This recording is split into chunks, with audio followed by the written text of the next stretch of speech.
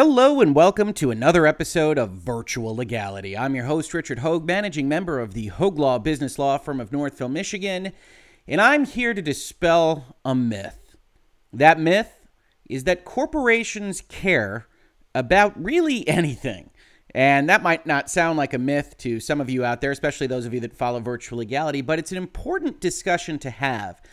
Because we live in an era where, because of social media and in general because of consciousness about things in the world and world events, corporations want to get out in front of some of these things. And that includes corporations that generally focus on things other than world events or political controversies or culture clashes or whatever they might find themselves embroiled in, including IGN and GameSpot and Game Informer and others. Over the weekend, IGN put up a post that was simply titled, How to Help Palestinian Civilians. Palestinian civilians are currently suffering in great numbers in Jerusalem, Gaza, and West Bank due to Israeli forces. The New York Times reported that most of the deaths so far have occurred in Gaza, etc., etc. Here are some places that you can donate to, and if you'd like to learn more, check out a timeline, how this keeps happening without resolution, some background on the current fighting, and a helpful feed of live updates. Now, you'll note, as we look at this article, we are in the internet Wayback Machine because this article was pulled down. Why? We're going to talk about that a little bit. But first, we're going to talk about this flag. IGN puts up an article, How to Help Palestinian Civilians, puts up this flag, the Palestinian flag, says that all of this is happening due to Israeli forces, and then check out these articles, including an article from Vox entitled The Gaza Doom Loop. Now, I am all in favor of finding new and interesting information about all sorts of world events in various places. I famously say I subscribe to both Vox and Fox in order to understand what either sides of a political issue are talking about. Here, in linking to this article, much like the article's description on IGN itself, you get a lot of the following highlighted. Israel's leadership bears particular responsibility. An explanation for how the structural factors in Israel have led to all of this. They acknowledge that Hamas in Palestine fired rockets at Jerusalem, but that Prime Minister Benjamin Netanyahu referred to it as a red line, rockets coming in, the Iron Dome of Israel defending them, and then the airstrikes that followed. This article then finishes off with a description of events as, sure, Hamas has some part of the blame. None of this excuses Hamas from its role in escalating the current conflict or makes the deep divisions between Palestinians themselves less significant. The status quo is not only Israel's fault, but the Israeli government sets the terms for how Israelis and Palestinians interact, the underlying policy architecture that shapes the options available to the various sides, etc., etc. I don't think this is a bad article. I think it's actually pretty insightful in certain respects, but no one would read it and describe it as particularly pro-Israel. And that's fine. You don't have to be pro any given side when you're writing these articles. But if you are at a general interest website like IGN and you put up the Palestinian flag and you link to places that talk about the structural inequities that allow Israel to do the kinds of things that it is doing, in your opening lead sentence, you talk about all of these deaths happening due to Israeli forces, well, then one could be forgiven for reading what is a pretty useful article about places that you can donate money as something that is picking the sides of a multivariate international quagmire. And Palestine and Israel, however you feel about it, and so many people have very strong feelings one way or the other, is most definitely a fog of war quagmire type situation. If we go and we look at this, and IGN acknowledged it very rapidly after the article by changing the flag to this donate button, you will see wildly different opinions as to what's been happening over even the last 5 days. Here from Al Jazeera, we call on the international community to condemn such barbaric actions related to Israel's knocking down of a building that housed journalistic outlets in the Gaza Strip and targeting of journalists, and demand an immediate international action to hold Israel accountable for its deliberate targeting of journalists and media institutions. The Israeli Defense Force comes and says, we targeted an important base of operations for Hamas's military intel in that tower. The base gathered intel for attacks against Israel, manufactured weapons and positioned equipment to hamper IDF operations. Two completely diametrically opposed statements as to what happened over the course of the weekend, over the last 5 days in these attacks. You have things like Atlantic articles talking about the fact that AP staff and other journalists in Israel, in Gaza, have been co-opted by Hamas. You don't have to believe any of this, but it's a quagmire. It's a mess. And you also have Israel acknowledging that they also use public relations and lie, or at bare minimum, omit things in order for strategic advantage. As the New York Times reports, did a planned ploy make the global press think Gaza had been invaded.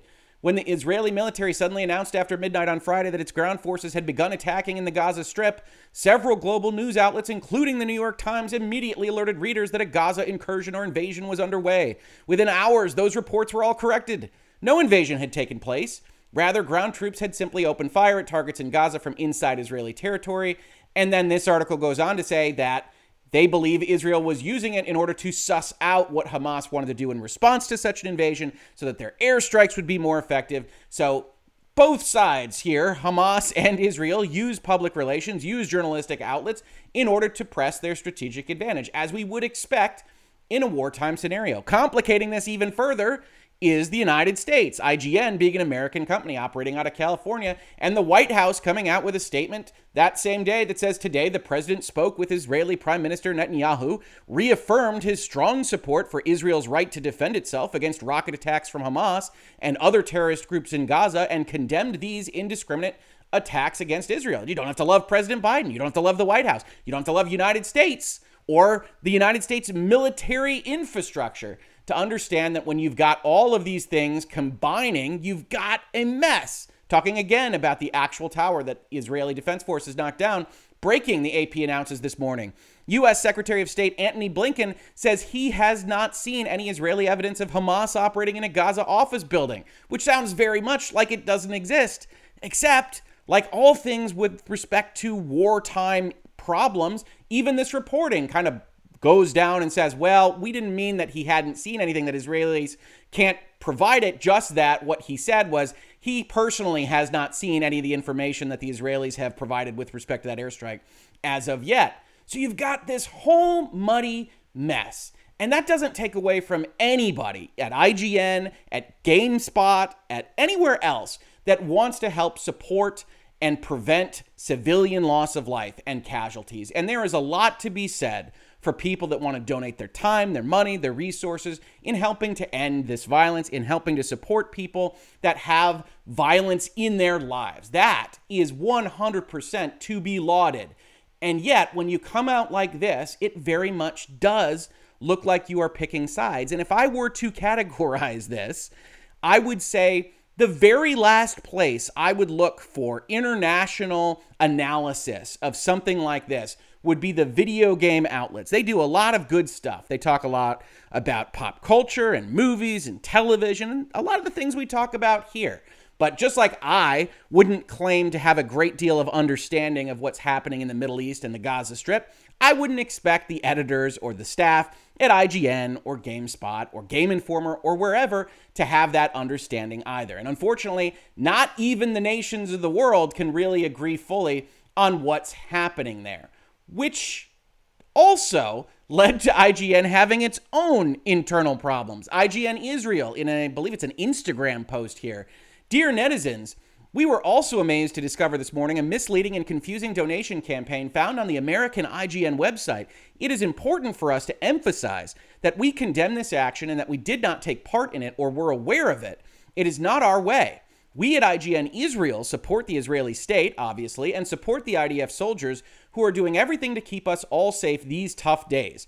We are working in all possible ways to remove this misleading content from the American edition, which does not represent the views of any IGN editors.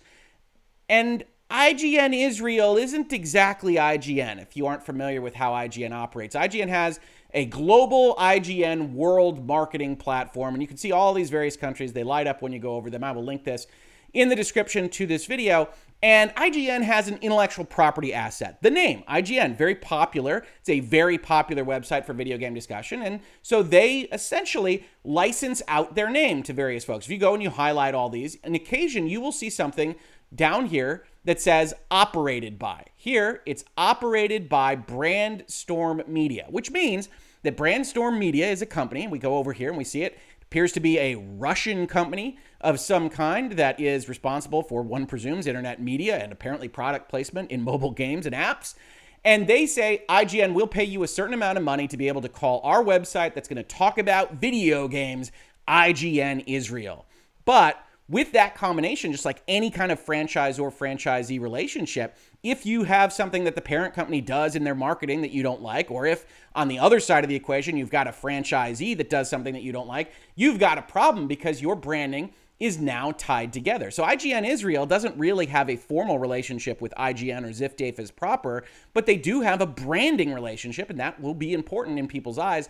That's why you pay for the brand to begin with. So IGN goes out there with a statement, which isn't terribly controversial, but does have things like the Palestinian flag, which they change pretty quickly and does pretty forcefully put at the feet of the Israeli Defense Forces all of the problems happening in this area. And what is the result? Well, you've got issues internally, and ultimately, you've got an error 404 not found page pretty quickly. Because at some point, IGN's corporate heads, somebody responsible at either IGN or Ziff Davis or elsewhere, looks at all of this and says, well, we're in the business of talking about pop culture. We're in the business of talking about video games. And yes, we can go and we can support certain things, hurricane relief efforts, maybe political stands if they are strong enough and there's really kind of unanimous taking up of that particular political position. But if we're talking about war, if we're talking about this quagmire of various news stories that I just kind of flipped through for you just now, as a corporate entity, this isn't helping our bottom line.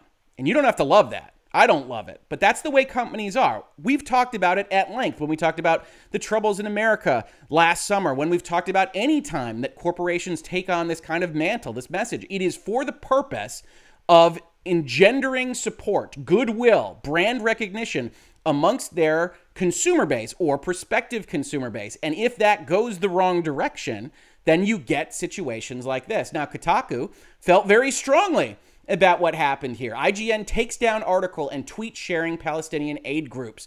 Following the most recent set of violent military strikes by the Israeli Defense Forces that have leveled entire buildings in Gaza and left over 180 Palestinians dead, IGN posted an article linking to a variety of Palestinian charities and even gave a Palestinian flag prominence in its masthead.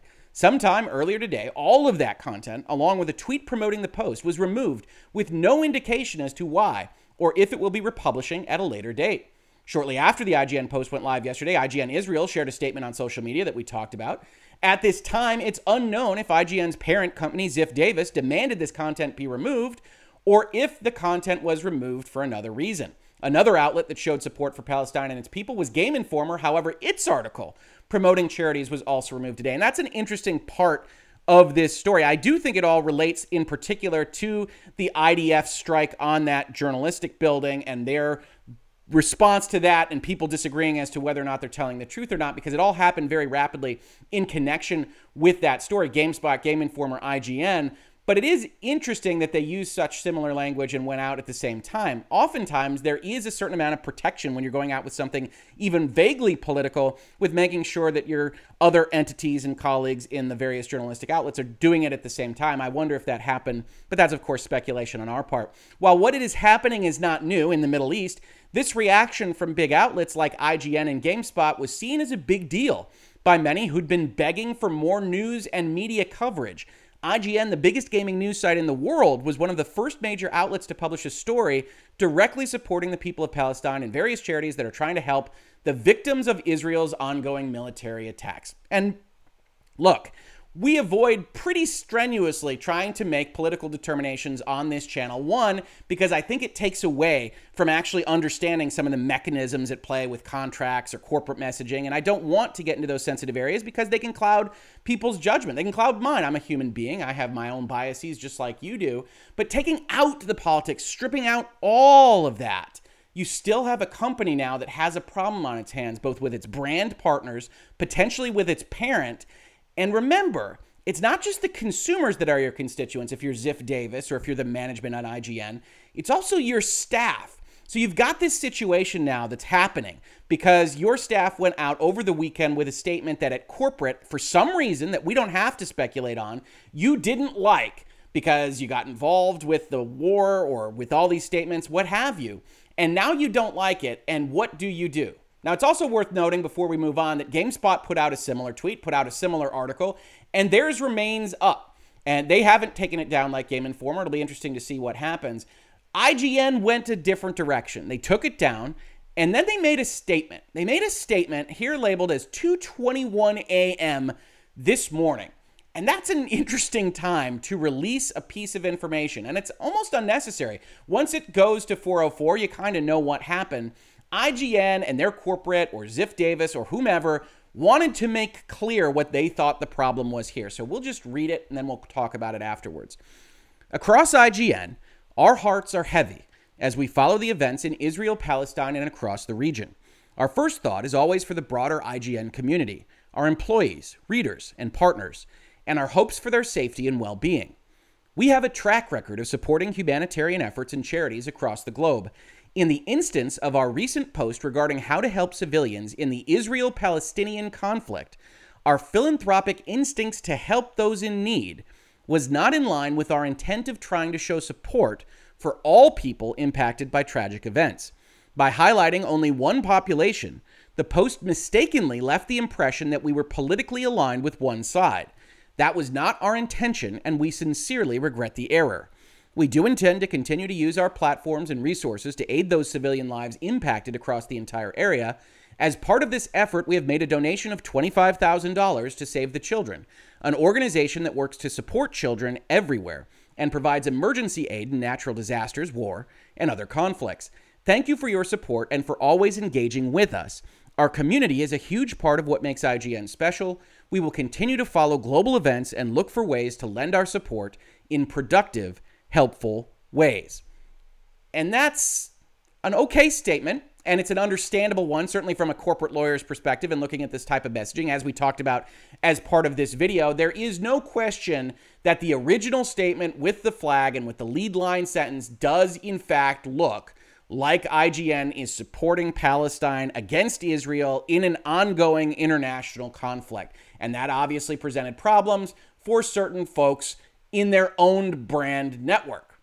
But this statement going out in the middle of the night tries to advantage IGN with its customer base, maybe, with its partners. You see referenced here in the very first sentence, which is things like brand partners, other public outlets, advertising partners, folks that might have expressed concern over what their editorial said, and not much else. Instead, in the middle of the night, you went out and basically threw your staff under the bus, right? This is written by IGN staff. This is not written by an individual. This is written by some kind of group organization that uses editorial powers and decides to sign it en masse in order to present this particular message. And what IGN went out with was, we were wrong.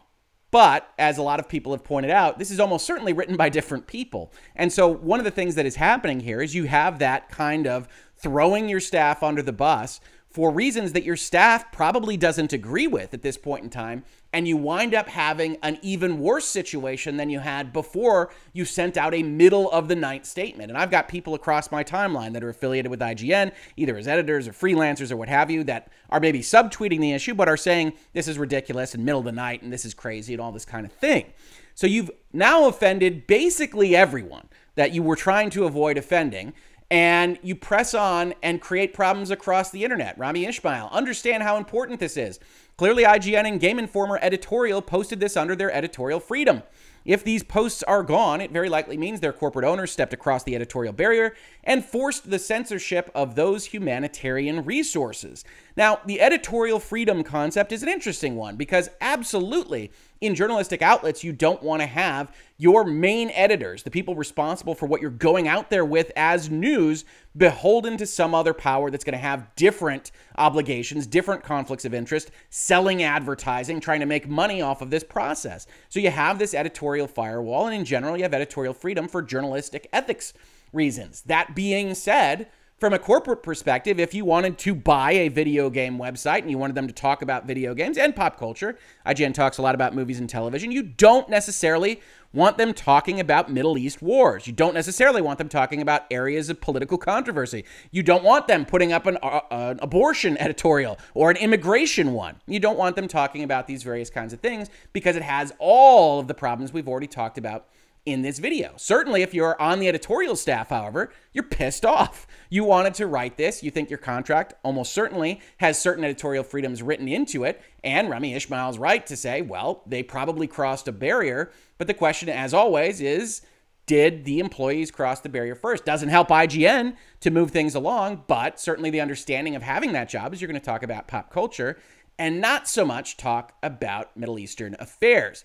Imran Khan, famously now on Kind of Funny, not to speak for anyone else, but corporate owners deleting a post of mine and then apologizing for the post as if they were representing me, would be getting my resignation within the day. And that's strong words, right? This is a pretty popular, pretty famous internet personality in the video game space, essentially saying, I would quit on this, and if you don't quit, I'm going to be thinking strongly about what the results of that are.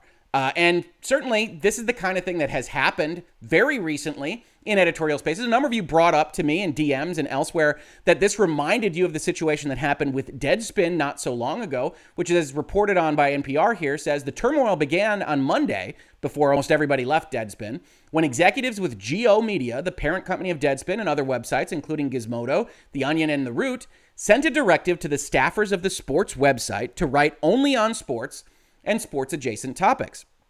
That left many writers peeved because Deadspin had made its mark with its irreverent and at times piercing commentary on culture, politics, and media, alongside coverage of the world of athletics. And indeed, this does mirror what happened with Deadspin in terms of IGN coming out and basically saying this was wrong. Now, we don't have any indication that IGN has sent an email or anything of the like to its people that says, hey, don't talk about these kinds of things ever.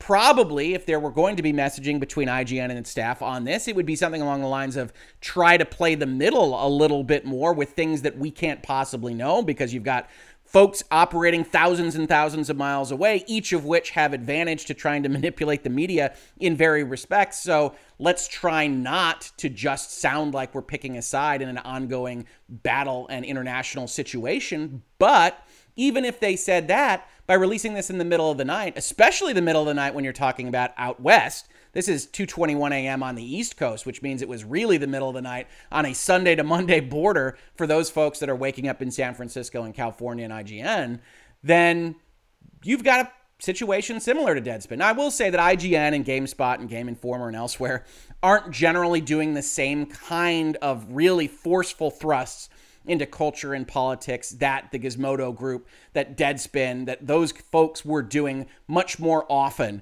than the IGNs of the world. But it will be interesting to follow whether or not IGN, by having all of this happen, winds up in a situation where you've got pressure not just internally from folks like your Israel brand partners, but externally from folks like Imran Khan saying, essentially, you all need to do something about this or else we're going to have issues with IGN.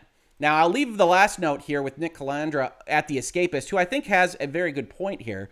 With all that's going on with IGN, absolutely nobody in media should be pressuring anyone on that editorial team to resign. Just jumping ship without a plan, new job lined up, or the money to support yourself is not the move, even if your morals are in the right place. Nick here sounds, and I don't want to speak for him, sounds like he agrees in general with the thrust of the IGN article, and reasonable minds can agree with it, reasonable minds can disagree with it in certain respects, but even if it's right, you shouldn't be out there with your own job, with your own income stream, with your own happiness and benefits saying, you guys, you should jump stream because IGN did this. That's unfair to those people that are put in that situation. I tend to agree with that statement as well, which is all a long way of saying this is a political hot button topic. And whenever you have those kinds of topics, you as a corporation can get into a lot of hot water. It's one of the reasons why you see edicts like that from Deadspin that says stick to sports, because even if you're completely in the right, even if management agrees with you, even if our advertising partners agree with you. You can still create problems across a whole host of things that you don't fully understand, and that isn't worth it for a company that's trying to sell web clicks about video games. So, at the end of the day, just like we started, the great myth is that IGN cares about any of this, that IGN cares about anything. Corporations are legal fictions. They are soulless entities that make statements like these in order to engender goodwill. Here, it seems to be that it was to engender goodwill amongst their staff that wanted to make a statement like this, rather than going out there and making a goodwill statement for their advertisers or customers, who apparently immediately spun around and made things like the flag go away before the 404 error finally come in and take over. But at the end of the day, the corporation is entirely bound by the things that it describes in its own tweet, by things like its employees, readers, and partners, and not so much by anything that's happening out there in the world. When you think of this, when you think of Deadspin, just remember that at its baseline, whenever you see an article like this, it's designed to try to get Q-score up, brand goodwill up, and the moment that it doesn't do that, you'll start to see stories like this one. If you enjoyed this has been Virtual Legality. We've got a Patreon, Streamlabs, and a store. We're also talking at length about Epic versus Apple, so we'll be continuing on with our day-to-day descriptions of what's happening in that court case starting tomorrow. Otherwise, just subscribe, ring the bell, up votes, down votes, tell me why I'm wrong, tell me why I'm right, tell me how IGN could have handled this better or how GameSpot's handling it better right now, and most importantly, tell your friends that we're having conversations like this one. I think they're important, I think they're useful, and hopefully they help in aiding your understanding of what happens when you see a set of stories like this, where a lot of well-intentioned people on the internet and elsewhere have very, very different opinions of what a company like IGN should and shouldn't do. If you caught this on YouTube, thank you so much for watching. And if you listen to it as a podcast, thank you so much for listening. And I will catch you on the very next episode of Virtual Legality. Virtual Legality is a YouTube video series with audio podcast versions presented as commentary and for education and entertainment purposes only. It does not constitute legal advice and does not create an attorney-client relationship. If you have legal questions about the topics discussed, please consult your own legal counsel.